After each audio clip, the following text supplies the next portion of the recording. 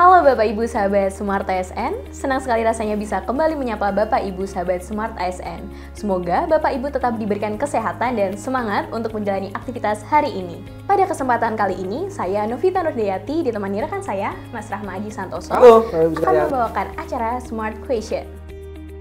Mas Aji, gimana nih kabarnya hari ini? Alhamdulillah baik, Mbak Novita. Alhamdulillah. Mbak Novita gimana kabarnya? Alhamdulillah baik juga Mas Aji, sama ya. Iya. Oke, kita lanjutkan Bapak Ibu.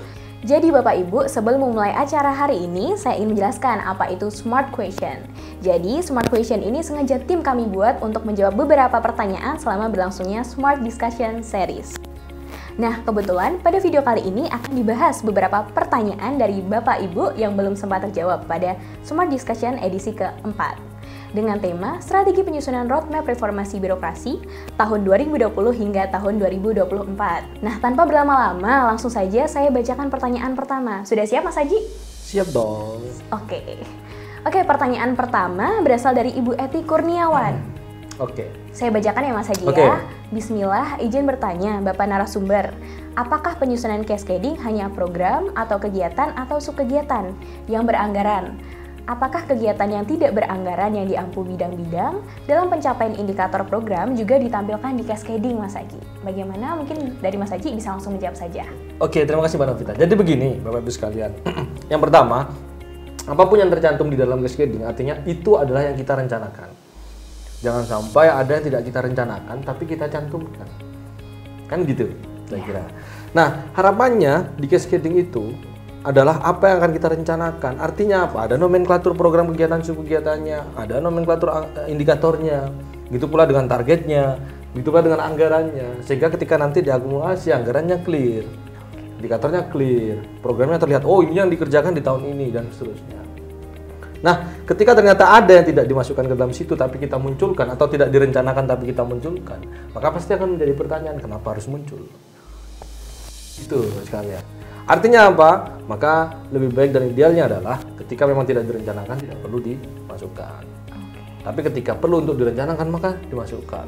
Maka dalam hal ini kita perlu memberikan justice atau penjelasan. Kenapa? Kalau misalkan perlu kita masukkan program kegiatan atau subkegiatan yang ternyata sebelumnya belum pernah direncanakan. Maka ada konteks perencanaan Mbak Novita. Mbak Novita kan tahu tuh. Atau perubahan perencanaannya tuh. Nah, gitu kira-kira sekalian. Oke, Bapak Ibu sudah terjawab ya untuk pertanyaan yang pertama. Kita lanjutkan untuk pertanyaan yang kedua dari akun Kemal. Yang jadi pertanyaan saya, ini yang dari penanyanya ya Mas Haji ya. Kunci peningkatan nilai Sakib dan RB apa saja agar lompatannya bisa jauh? Karena dokumen Sakib dan RB sudah kita penuhi, tapi digit peningkatan nilainya tidak signifikan. Apa karena inovasi atau manfaat layanan publiknya harus langsung dirasakan oleh masyarakat? Bagaimana Mas Aji? Ini katanya dengan Sakib dan RB secara langsung ya. Silahkan Mas Aji untuk dijawab. Jadi begini. Tadi siapa? Dari akun Kemal, Mas Kemal Aji. Ya, Jadi begini, Pak akun Kemal ya. Jadi begini. Ketika kita memang sudah memenuhi semua dokumen yang ada di dalam konteks Sakib maupun RB, artinya kan evidence base-nya sudah terpenuhi semua, bukti dukungnya sudah ada semua.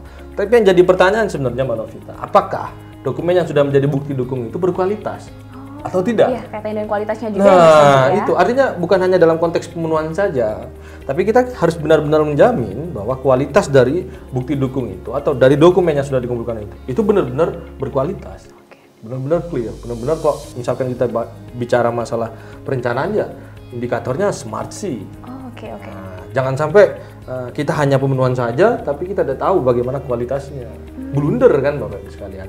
Nah, oleh karena itu sekali lagi selain konteks pemenuhan, kualitas juga kita kawal dan tentu monitoring evaluasi serta implementasinya seperti apa. Itu kenapa salah satu apa yang tadi disampaikan di dalam pertanyaan inovasi. Nah, itu penting juga. Bagaimana kita melaksanakan kinerja perencanaan, pengukurannya sampai dengan nanti ke pelaporan dan penilaian masing-masing didukung dengan IT. Itu lebih bagus. Ada inovasi dan seterusnya. Itu penting juga. Itu kira-kira. Jadi kuncinya ya Mas Haji ya terkait dengan kualitas, implementasi dan juga inovasi. Lebih baik lagi juga ditunjang dengan adanya IT. Benar sekali. Oke Bapak Ibu, setelah pertanyaan kedua kita lanjutkan ke pertanyaan ketiga. Selanjutnya dari Bapak Bagas Putranto. Pagi Bapak, wah ini karena pelaksana SDS-nya pagi ya Mas Haji ya. Iya, jadi ada sapaan pagi. Saya kebetulan baru dalam dunia RB dan sakip.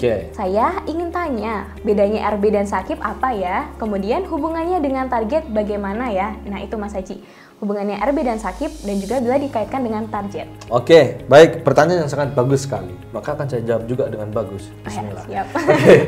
Jadi, apa perbedaan RB dengan sakip? Jelas berbeda. Yang pertama, kalau Bapak Ibu sekalian melihat dalam komponen atau area perubahan RB, maka di situ ada salah satu area perubahan yaitu akuntabilitas.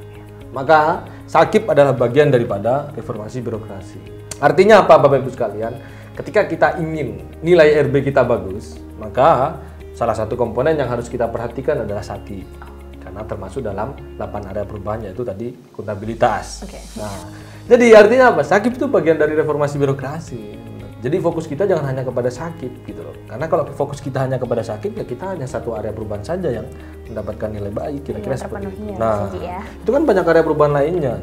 Itu konteks perbedaannya di situ.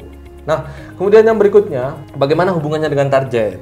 Nah, begini Bapak Ibu sekalian, ketika kita ingin menyusun nanti ketika ada roadmap RB ya, maka sangat bagus sekali ketika indikator yang ada di roadmap RB itu juga tercantum di dalam dokumen perencanaan. Konteks dokumen perencanaan ini relate dengan apa yang ada di sakip. Karena salah satu komponen sakip adalah perencanaan.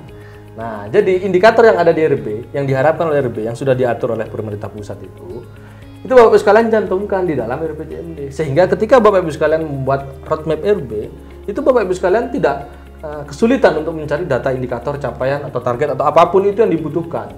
Sehingga antara dokumen perencanaan dan dokumen roadmapnya itu selaras, clear. Kuncinya kira-kira seperti itu sampai nanti jadi rencana aksi dalam dokumen roadmapnya. Nah itu kan sebenarnya output terakhir dari roadmap yang diinginkan. Itu kira-kira yang dapat saya jawab. Oke, begitu ya Bapak dan Ibu kaitannya dengan sakip RB dan juga target. Oke Mas Aji, ini pertanyaan terakhir dari penanya. Pertanyaan selanjutnya dari Ibu Umi Salamah dari Demak Mas Aji. Mohon izin bertanya, Pak Aji, oh ya sudah disapa juga ya Mas Aji. Dalam penyusunan roadmap RB, apakah periodenya sama dengan roadmap RB nasional ataukah sesuai dengan periode RPJMD Kabupaten Kota? Terima kasih, begitu. Baik, terima kasih atas pertanyaannya. Jadi gini Mbak Novita, ya harus sama. Kenapa? Jangan kita justru ikut perencanaan. Karena kan RB ada masanya. Kalau kita mengacu kepada nasional, maka masanya 2020-2024. Nah, maka kita harus ikut itu. Karena nanti 2024 ke atas akan berubah sama seperti halnya ketika kita nyusun RPJMD tahun 2018-2023. Sementara RPJMN 2019-2024 atau 2020-2024. Itu kan berbeda, nggak mungkin dong kita samakan dengan rencana nasional. Kan kira-kira gitu. Nah, jadi sama halnya seperti roadmap ini, jangan sampai roadmap yang kita susun tahunnya sama dengan tahun roadmapnya, berbeda dengan tahun roadmapnya yang sudah diatur di nasional. Bagaimana dengan yang belum menyusun? Ya, kita tambahkan lagi ya. Bagaimana dengan yang menyusunnya telat atau belum menyusun? Maka datanya untuk 2 tahun sebelumnya itu bisa disesuaikan. Artinya data tahun 2020-2021 itu bisa disesuaikan, bisa dicari untuk datanya. Sehingga nanti kita bisa lampirkan capaian di 2 tahun sebelumnya. Karena kita kalau nyusun di tahun 2022 maka kan sudah terrealisasi itu 2020-2021-nya. Itu mungkin. Oh iya, siap. Terima kasih Mas Haji atas jawaban-jawabannya. Begitu ya Bapak Ibu, untuk pertanyaan-pertanyaannya sudah dijawab oleh Mas Rahma Aji Santoso. Dan juga semoga apa yang kita sampaikan pada hari ini dapat membawa informasi yang bermanfaat untuk Bapak dan Ibu. Saya ucapkan sekali lagi terima kasih Bapak dan Ibu yang telah bertanya pada SDS keempat. Semoga penjelasan dari Mas Aji bisa menjadi solusi permasalahan juga bagi Bapak Ibu selama ini. Jangan lupa like, komen, dan subscribe untuk mendapatkan berbagai info terbaru dari kami. Terima kasih juga untuk Bapak Ibu Smart TSN yang sudah setia menonton video dari Smart ID. Sampai jumpa di edisi Smart Question selanjutnya. Terima kasih ya Mas Haji ya. Sama-sama, Rafita. Assalamualaikum warahmatullahi wabarakatuh.